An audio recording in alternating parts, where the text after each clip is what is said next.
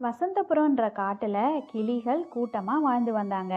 இந்த கிளிகள் எப்ப உணவு தேட போனாலும் எல்லாரும் ஒண்ணா சேர்ந்து தான் போவாங்க. தங்களுக்குள்ள அப்படி ஒரு ஒற்றுமையோட வாழ்ந்து வந்தாங்க. நண்பர்களே, இந்த காட்டுல 2 நாளா உணவு கிடைக்காம அங்கேயும் இங்கேயும் அலைஞ்சுக்கிட்டு இருக்கோம். உங்கள யாருக்காவது உணவு எங்க கிடைக்கும்னு ஐடியா இருந்தா கொஞ்சம் சொல்லுங்க. நம்ம எல்லாரும் ஒண்ணா சேர்ந்து அங்க போய் உணவு சாப்பிட்டுட்டு வரலாம்.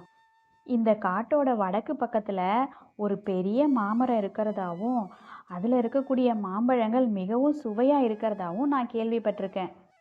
நம்ம எல்லாரும் ஒண்ணா சேர்ந்து தேட ஆரம்பிச்சோம்னா கண்டிப்பா அந்த மாமரம் இருக்கிற இடத்த கண்டுபிடிச்சிடலாம்.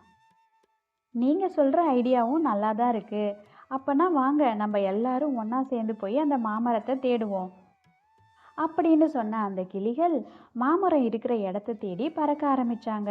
ரொம்ப தூரம் பறந்த பிறகு அந்த மாமரத்தையும் கண்டுபிடிச்சிட்டாங்க. அந்த மாம்பழங்களை பார்த்து சந்தோஷப்பட்ட கிளிகள் உடனே அதை சாப்பிட ஆரம்பிச்சாங்க. அடடா, இந்த மாம்பழங்கள் எவ்வளோ சுவையா இருக்கு! இதுக்கு முன்னாடி இந்த மாதிரி மாம்பழங்களை சாப்பிட்டதே இல்லை. இந்த கிளிகள் மாம்பழங்களை சாப்பிட்றத தூரத்துல இருந்து ஒரு காகம் பார்த்துடுச்சு.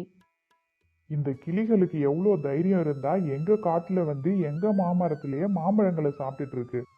அப்படி சொன்ன அந்த காகம் அந்த மாமரத்துக்கிட்ட போச்சு. கிளிகளே, யார்கிட்ட அனுமதி கேட்டு இந்த மரத்துல வந்து பழங்களை சாப்பிட்றீங்க? இது எங்களோட மரம்.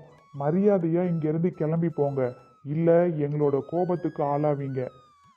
மற்ற கிளிகள் சாப்பிட்டுட்டு இருக்கும்போது ஒரு கிளி மட்டும் கீழே இறங்கி வந்தது. இங்க பாருங்க ஐயா, காட்டுல இருக்கக்கூடிய மரங்கள் எல்லா பறவைகளுக்குமே பொதுவானது தான். இதுல உங்க காடு எங்க காடு, உங்க மரம் எங்க மரம்னு ஏன்யா பிரிவினை பார்க்குறீங்க? இந்த மரத்துல தான் நிறைய பழங்கள் இருக்குதே. பாவம் பசியோடு இருக்கிற பறவைகள் அதை சாப்பிட்டுட்டு போகட்டுமே. ஓ, அப்படியா? எங்கிருந்தோ வந்த நீங்க இந்த மரத்தை சொந்தம் கொண்டாடணும்னு நினைக்கிறீங்க. இந்த மரம் காலங்காலமா காகங்களுக்கு சொந்தமான மரம்.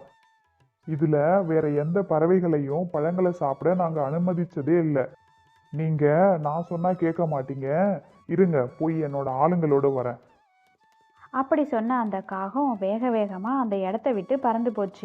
நண்பர்களே, நாம இதுவரைக்கும் அந்த மாமரம் நமக்கு தான் சொந்தம்னு நினைச்சிட்டு இருந்தோம்.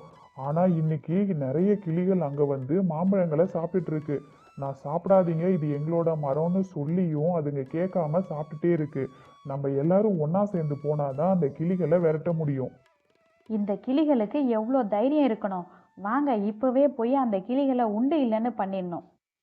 அப்படி சொன்ன அந்த காகங்கள் எல்லாருமே கூட்டமா அந்த மாமரத்தை நோக்கி பறந்து போனாங்க. கூட்டமா காகங்கள் பறந்து வர்றதை பார்த்த அந்த கிளிகள் உடனே அந்த இடத்த விட்டு பறந்து போயிட்டாங்க. அந்த கிளிகள் எல்லாமே நம்ம விட புத்திசாலியா தான் இருக்கு. ஏன்னா நாம அதை பிடிக்க முயற்சித்தும் ஒரு நொடியில எல்லாமே சொல்லி வச்சா போல நம்ம பிடியில அகப்படாம பறந்து போயிடுச்சுங்க. நண்பர்களே, அந்த கிளிகள் எல்லாமே என்னுடைய பார்வைக்கு சாதுவா தெரியல. ஏன்னா இந்த பழங்களோட ருசியை அந்த கிளிகள் தெரிஞ்சுக்கிச்சு. மறுபடியும் இதை சாப்பிட்றதுக்கு அதுங்க வரலாம். அது வரைக்கும் நம்ம இங்கிருந்து நகரவே கூடாது. ஆமா, அதுவும் நல்ல யோசனையா தான் இருக்கு. நம்ம அப்படியே செய்யலாம். அதே நேரத்துல மாமரத்தை விட்டு பறந்து போன அந்த கிளிகள் ஒரு இடத்துல கூட்டமா கூடி இப்படி பேசிக்கிட்டாங்க. நண்பர்களே, நாம அந்த மாந்தோப்புல சுவையான பழங்களை சாப்பிட்டுட்டு இருந்தோம். ஆனா இந்த காகங்கள் வந்து நமக்கு தொல்லை கொடுத்துச்சு. ஆமாம் நண்பர்களே, நாம எல்லாருக்குமே அந்த மாமரத்துல இருக்கிற மாம்பழங்களை சாப்பிடணும்னு ஆசையா தான் இருக்கு. ஆனா என்ன செய்யறது? அந்த கிளி கூட்டத்துல இருந்த ஒரு வயதான கிளி மற்ற கிளிகள் கிட்ட இப்படி சொல்லுச்சு. நண்பர்களே, என்னோட அனுபவத்துல எனக்கு ஒரு யோசனை தோணுது. அதன்படியே நம்ம நடந்துக்கிட்டோம்னா அந்த காகங்களோட தொல்லையிலிருந்து நம்மளால தப்பிக்க முடியும். அதே நேரத்துல அந்த மாமரத்துல இருந்து சுவைமிக்க மாம்பழங்களையும் சாப்பிடலாம். நாம எல்லாரும் சேர்ந்து அந்த மாமரத்துக்கிட்ட போவோம். நான் மட்டும் காகங்கள் கிட்ட போய் பேசுறேன். நீங்க எல்லாரும் கொஞ்சம் தூரத்துல ஒளிஞ்சிட்டு இருந்து அங்க என்ன நடக்குதுன்னு மட்டும் பார்த்துட்டு இருங்க. அந்த வயதான கிளி சொன்ன மாதிரியே மற்ற கிளிகள் எல்லாமே ஒரு இடத்துல ஒளிஞ்சிருந்து அங்க என்ன நடக்குதுன்னு பார்த்துட்டு இருந்தாங்க. எனக்கு என்னவோ ரொம்ப பயமா இருக்கு. நம்ம நண்பரை மட்டும் அங்க தனியா அனுப்பியிருக்கோம். ஒருவேளை அந்த எல்லா காகங்களும் சேர்ந்து நம்ம நண்பரை தாக்க ஆரம்பிச்சா என்ன பண்ணுறது? நம்ம நண்பர் நமக்காக தான் அங்கே போயிருக்காரு. அப்படி ஒரு விஷயம் நடந்தால் அதை பார்த்துட்டு நம்ம சும்மா இருக்கக்கூடாது. காகங்கள் நம்ம நண்பரை தாக்க ஆரம்பிச்சா நாமளும் உடனே போய் அந்த காகங்கள் கூட சண்டை போடுறதுக்கு தயாராக இருக்கணும்.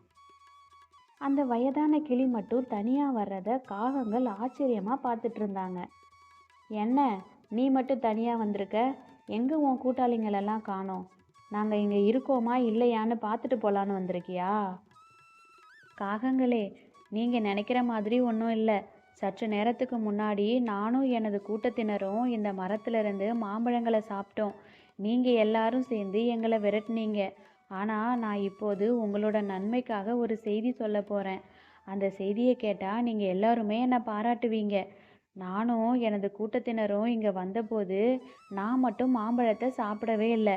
மற்றபடி என்னோட நண்பர்கள் எல்லோரும் பழங்களை சாப்பிட்டதால மயக்கமடைஞ்சு உயிருக்காக போராடிட்டு இருக்காங்க. எங்க நீங்களும் இந்த பழத்தை சாப்பிட்டு அதே நிலைக்கு ஆளாயிடுவீங்களோன்ற பயத்துல தான் தப்பி பிழைச்ச நான் மட்டும் நீங்க என்னை தாக்குனாலும் பரவாயில்லன்ற எண்ணத்துல இந்த செய்தியை உங்ககிட்ட சொல்ல வந்தேன். நண்பர்களே, இந்த கிளி சொல்றது உண்மைதான்னு எனக்கு தோணுது. திடீர்னு இந்த பழங்கள் எல்லாம் எப்படி விஷப்பழங்களா மாறுச்சுன்னு எனக்கு தெரியல. இந்த விஷயம் தெரிஞ்சும் இதை சாப்பிட்றது நல்லதுன்னு எனக்கு தோணல. ஆமாங்க ஐயா, நீங்க சொல்றதும் சரிதான். இந்த பழங்களை சாப்பிட்டு உயிருக்கு ஆபத்தை தேடிக்க நாங்களும் விரும்பல. வாங்க உடனே இந்த இடத்த விட்டு போகலாம்.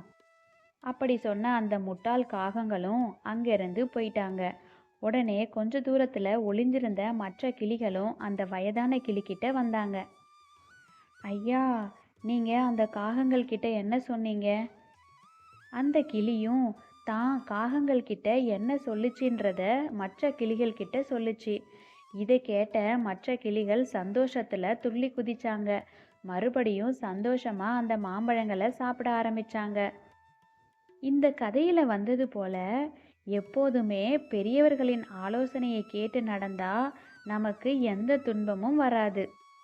நண்பர்களே, உங்களோட சப்போர்ட் இல்லைன்னா இது எங்களால் சாத்தியமே இல்லை.